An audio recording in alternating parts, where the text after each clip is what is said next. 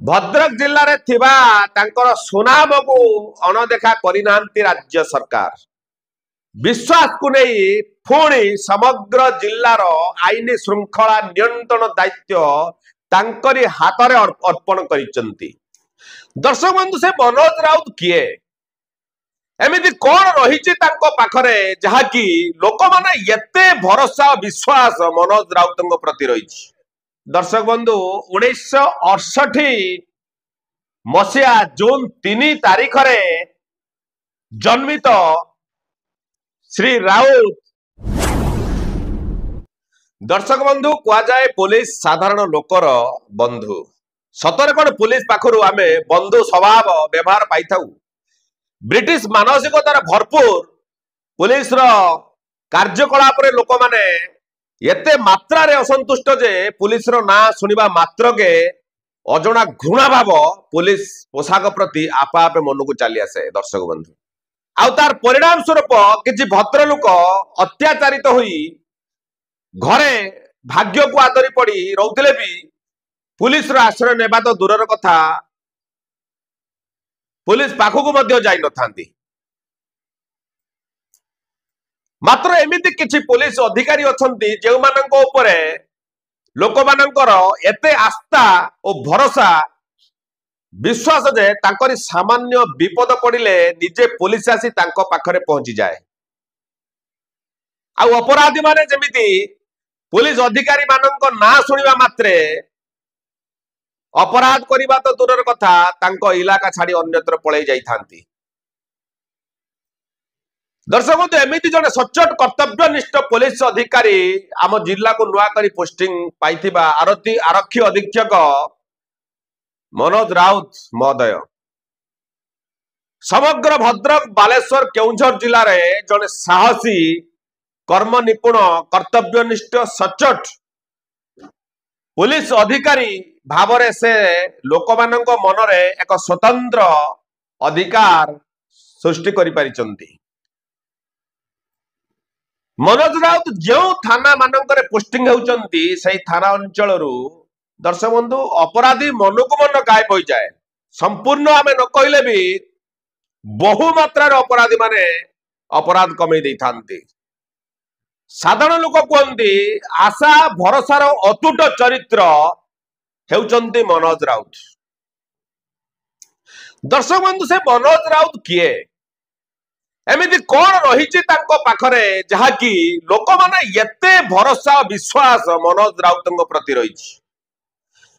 दर्शक बंधु जदि मनोज राउत सर्विस कैरियर कथा देखिबा जाजपुर जिलार मंगलपुर ग्राम रे तांकर जन्म बाणी बिहार रु स्नातकोत्तर पाठ परे से ओडिशा पुलिस सेवा रे जने सब इन्स्पेक्टर भाव रे प्रथमे 1993 मसीह रे प्रथमे से भद्रक रे ग्रामांचल थाना रे चाकरी जीवन आरंभ करथिले।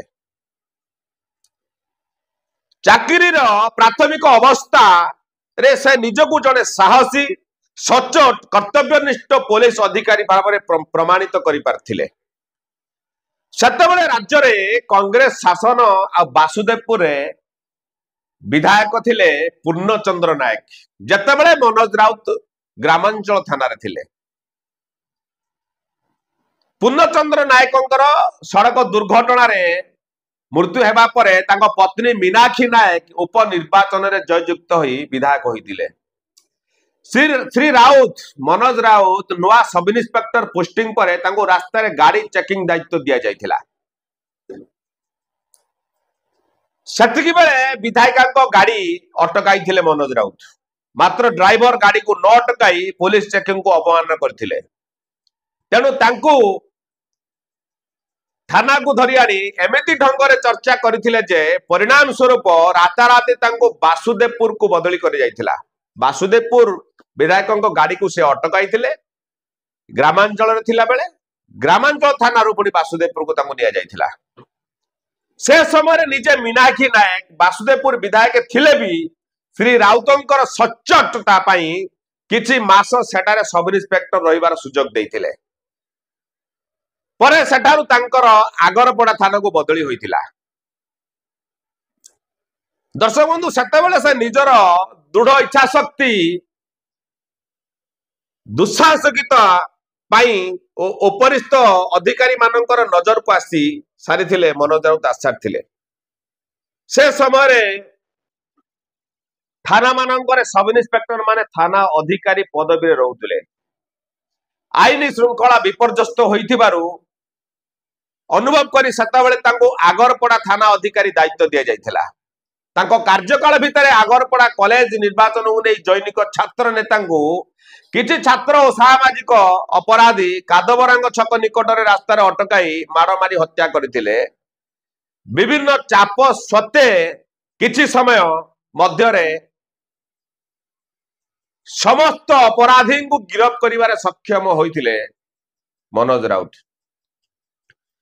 जड़े स्थानीय राजनीतिक संपर्क अपराधी थिबारु तांको छाड़ी देवा पई सेतेबेले अनेक चाप तांको ऊपर पड़ीथिले भी मनोज राउत शुणी नथिले।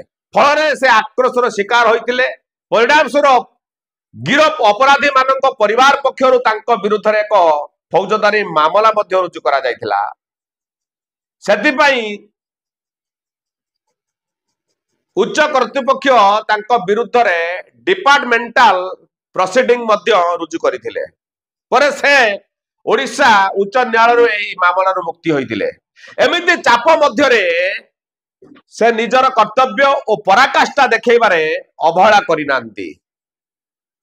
परे धामनगर पुणी तीड़ी भद्रक ग्रामांचल थाना अधिकारी बंद थाना अधिकारी परे भंडारीपोखरी थाना अधिकारी भाव में बदली करा जायतिला।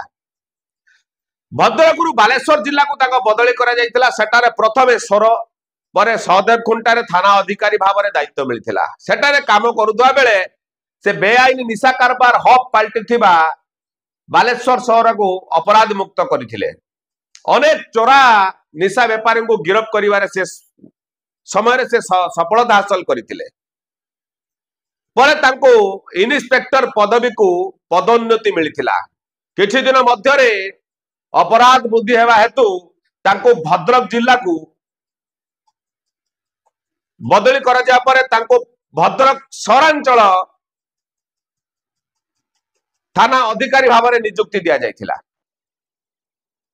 परे भंडारीपोखरी थाना परे पुनश्च भद्रक ग्रामांचल थाना भाव में दायित्व संभाळिबा परे से समय भद्रक रे कार्य आरक्षी अधीक्षक जय नारायण पंकजंकर से अति प्रिय पुलिस अधिकारी थिले। भद्रक जिले में जते पुलिस अधिकारी थिले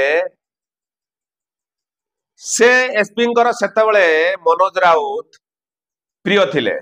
श्री पंकज पदोन्नति परे क्राइम ब्रांच को बदली होई जिबा परे मनोज राउतंकर सचट पड़िया मध्य क्राइम ब्रांच को बदली कर नहीं जाइथिले आपणकर श्री पंकज। सेतिकी बेले श्री राउत डीएसपी पदवी को पदोन्नति बालेश्वर जिला को कार्य करथिले। गत वर्ष ताकर अतिरिक्त आरक्षी अधीक्षक पदवी को पदोन्नति होई केउंझर जिले में कार्य करुथिले। तबे दर्शक बंधु गत 7 दिन तले आरक्षी अधीक्षक पदवी को पदोन्नति मिलिथिला।